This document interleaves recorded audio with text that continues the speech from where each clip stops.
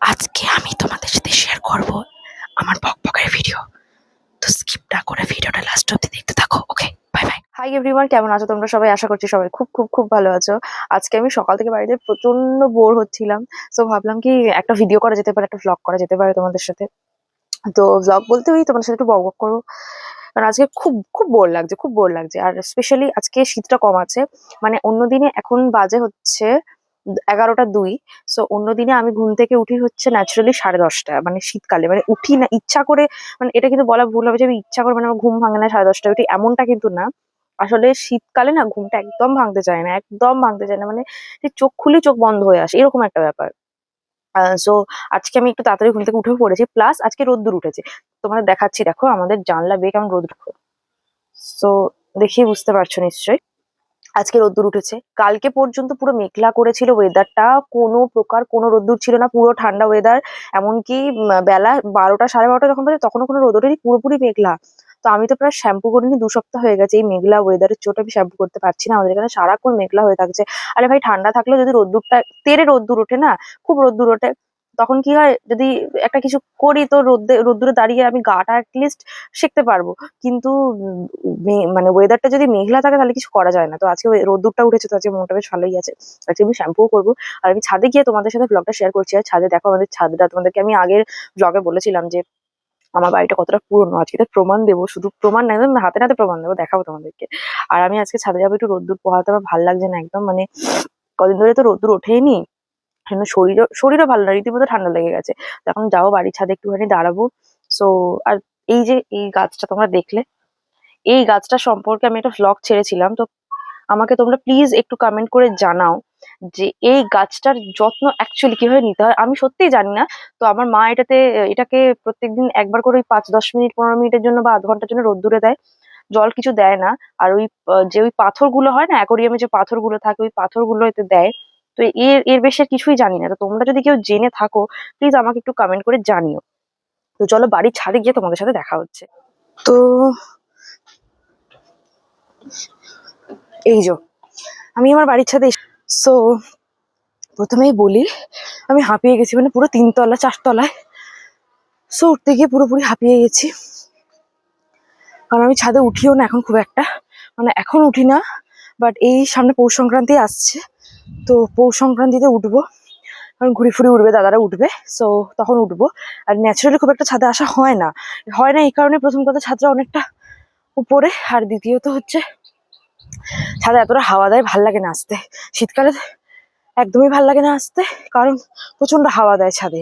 আর রোদ্দুর উঠলে তখন 1-2বার আসা হয়। সো এখন আজকে রোদ্দুর উঠেছে, খুব রোদ্দুর উঠেছে। তোমরা আজকে কিন্তু পুরো ছাদ একদম রোদে আছে। সো এই ছাদে এলাম, একটু রোদ ফোদ পোয়াবো, তারপর আবার নেমে যাবো। সো তোমাদেরকে যেটা বলছিলাম, দেখাবো যে আমাদের বাড়িটা এতটাই পুরনো যে মানে দেখাই চলো আগে তাহলে। এখানে যে রেলিং গুলো হয়, ঠিক আছে, মানে ধরার জন্য এখানটা দেখো আগে। এখানটা যেটা দেখছো এটা পুরোটা আছে, এটা পুরোটা দেখতে পাচ্ছ তো, এটা পুরোটা আছে। পুরোটা ঠিক নেই, নিচটা ভেঙে গেছে, এর নিচটা কিন্তু ভেঙে গেছে, নিচটা নেই। এই দেখো কি অবস্থা দেখো। মানে ধরো সাপোজ আমি বলছি, কোনো মোটা সোটা লোক যদি আমাদের বাড়ির ছাদে এসে পৌষ সংক্রান্তির টাইমে বা অন্য যে কোনো টাইমে এসে যদি এখানটা বসে, ঠিক আছে, তাহলে এটা সমেত কিন্তু সে উল্টে নিচে পড়বে। আর যদি সে না পড়ে তাহলে এইটা কিন্তু খুলে পড়ে যাবে, মানে এতটাই আপলকা হয়ে গেছে দেখো। পুরো তোমরা দেখলেই বুঝতে পারবে, দেখো কেমন কেমন ভেঙে গেছে দেখো এই জায়গাটা। মানে এরকম যা তুলবো এটা কিন্তু উঠে পড়ে যাবে। তো আর সত্যি কথা বলতে অনেক পুরোনো বাড়ি, তো সারানোও হয়নি, আর কেউ সারায়ও নি। সো এরকমই পড়ে আছে এটা। সো এটা অনেক জায়গা, শুধু ওই একটা জায়গা নেই। দেখো এখানটা দেখো, তোমরা বুঝতে পারবে, আমি দূর থেকে দেখালে আরো ভালো বুঝতে পারবে। সো এই দেখো এখানটা দেখো, এখানটা দেখো, মানে পার্থক্যটা বুঝতে পারছো, মানে কিরকম অবস্থা আছে। এখানে দেখো রড বেরিয়ে গেছে কেমন, এই দেখো কেমন রড বেরিয়ে গেছে দেখো। সো আমি ওই জন্য খুব একটা ছাদে আসিনি, কারণ কখন মন বললাম তো হেলান ফেলান দিয়ে দেবো আর পড়ে যাবো। আমাদের ছাদটা কিন্তু বেশ বড়ই, হ্যাঁ। আমাদের এই একটা ছাদ আছে, আর নিচের একটা ছাদ যেটাতে ফুল গাছ বাগান রয়েছে, তোমরা দেখেইছো আগে। সো ওখানে এখন জামা কাপড় শুকোচ্ছে। সো এই হলো আমাদের ছাদ। আর সংক্রান্তির সময় আগে যখন আমি ছোট ছিলাম, তখন কি হতো, সব দাদা, দাদার বন্ধু, বাবা, তাদের বন্ধুরা সবাই ছাদে আসতো। অ্যান্ড আসার পরে কি হতো, মানে সব পুরো জড়ো হতো। হ্যাঁ, বক্স আনা হতো একটা, সেখানে গান বাজতো। আর তোমার হচ্ছে ইয়ে কি যেন, ওই ফল কাটা হতো তখন। অনেক রকম ফল, যেমন আপেল, শসা, মানে অনেক রকম মিক্সড ফ্রুট আর কি, একটা চাট করা হতো। তারপরে তখন নিরামিষ খাওয়া হয় পৌষ সংক্রান্তি টাইমটা, তো সেই জন্য তো মিক্সড ফ্রুট কাটা হতো। তারপরে এইসবই থাকতো, আর বাকিদের যা চাট ফাট বুঝে নিতে পারছো, ছেলেদের যে চাটটা থাকতো তোমরা বুঝতে পারছো আই থিঙ্ক। সো তখন কেউ ডাকছে মনে হয়। হ্যাঁ, আজকে নয়, কালকে। সো দিদি ডাকছিল এটিএম যাওয়ার জন্য। সো আজকে আমার যাওয়া হবে না, কারণ আজকে আমি শ্যাম্পু করবো, আজকে আমার টাইম নেই। ওই দিদির এটিএম এ পিন ফিন জেনারেট করতে হবে, দ্যাটস ওয়াই। যাই হোক, তো যেটা তোমাদের বলছিলাম, সো এবার ওই গান ফান বাজতো, সবাই যে যার মতন আনন্দ করতো, পুরো ছাদটা গম গম করতো, মানে লোকে পুরো ভরে যেত ছাদে, পুরো ভর্তি লোক, মানে এক ছাদ ভর্তি পুরো লোক।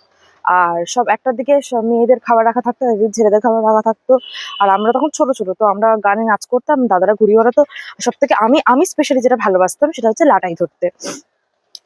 সো লাটাই ধরতাম আমি। অপোজিটের ছাদ থেকে সবাই আমাকে দেখছে, ভাবছে এই মেয়েটা কি করছে, ভাবছে এই মেয়েটা ছাদে উঠে কি করছে এখন সকাল সকাল, এরকম ভাবে ফোন টোন নিয়ে কথা বলতে বলতে, পাগল নাকি মেয়েটা, মানে ওরা ওটাই ভাবছে। যাই হোক, তো আহ হ্যাঁ, তো কি বলছিলাম, হ্যাঁ, তো এবার সবাই উঠে নাচ গান করতাম। আমি স্পেশালি লাটাই ধরতে খুব ভালোবাসতাম। তো বেশ মজা করে কাটতো তখনকার দিনগুলো। এখন কি হয়েছে, দাদারা সব বড় হয়ে গেছে, তো যে যার চাকরিতে বেরিয়ে যায়, চাকরিতে তো আর ছুটি পাবে না পৌষ সংক্রান্তি বলে।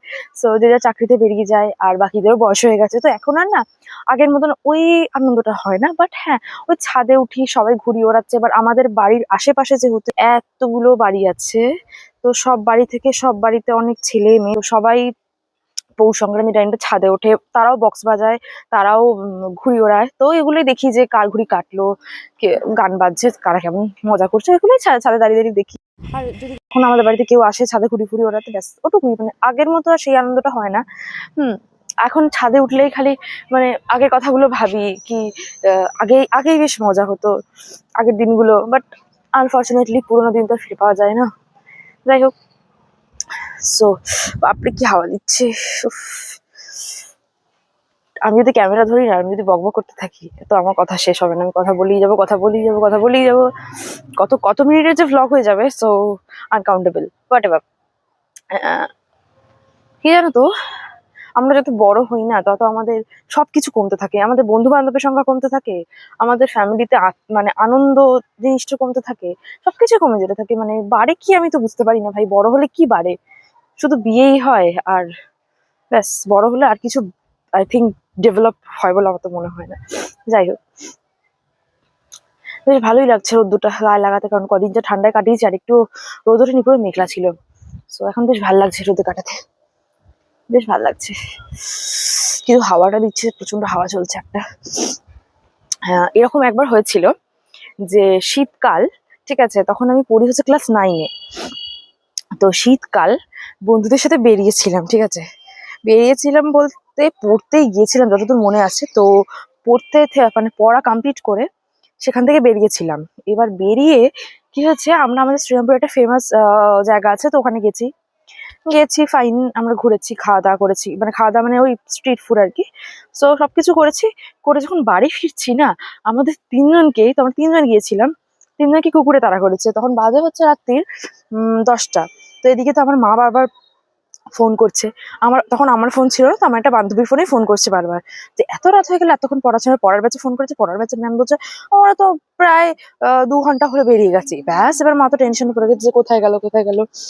তো যাই হোক, এবার তখন কুকুরে তাড়া করেছে আমাদেরকে। এবার আমরা কি করবো, ছুটতো, মানে ছুটলে কুকুর তো ঝাউ ঝাউ করে কামড়ে দেবে, আর কুকুর সে আমাদের দিকে তেড়ে যাচ্ছে, এরকম ব্যাপার। তো তারপর থেকে আমি না শীতকালে রাত্রেবেলা খুব একটা বেরোই না, ভয় লাগে একা একা বেরোতে।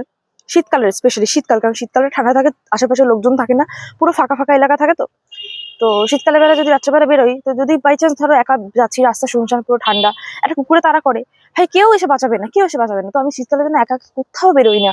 আর 8টার পরে তো একদমই নয়, ভুলেই যাও সব।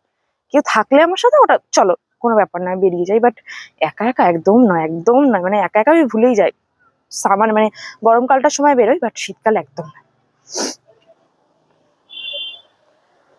সো চলো, আমার রোদ পোহানো হয়ে গেছে, আর থাকবো না, কারণ এবার হাওয়াটা দিচ্ছে তো, সো যদি ঠান্ডা ফান্ডা লেগে যায়, আর এমনি তো গাটা গরম হয়ে গেছে, আর বেশিক্ষণ দাঁড়াতে পারবো না, পেট গরম হয়ে যাবে আর বেশি রোদে দাঁড়ালে।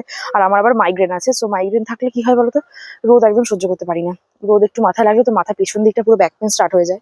সো আমার রোদ পোহানো হয়ে গেছে, এবার আমি নিচে চলে যাবো, কি ব্রেকফাস্ট করবো। এখনো পর্যন্ত ব্রেকফাস্ট করিনি। আর আজকে আমার কোনো মিনি ভ্লগ আসবে না, আজকে এই ভ্লগটাই তোমাদের সাথে শেয়ার করবো। সো ভিডিওটা কেমন লাগলো কমেন্টে জানিও। আর তোমরা যদি আমার থেকে এরকম বক বক আরো শুনতে চাও, তাহলে কিন্তু জানিও। যদি এটা থেকে কিছু ভালো লেগে থাকে তাহলে একটা লাইক করে দিও, কমেন্ট করে দিও, আর আমার চ্যানেলটা ফলো করে দিও। সবাই ভালো থেকো, সুস্থ থেকো, টাটা, দেখা হচ্ছে নেক্সট কোন ব্লগে।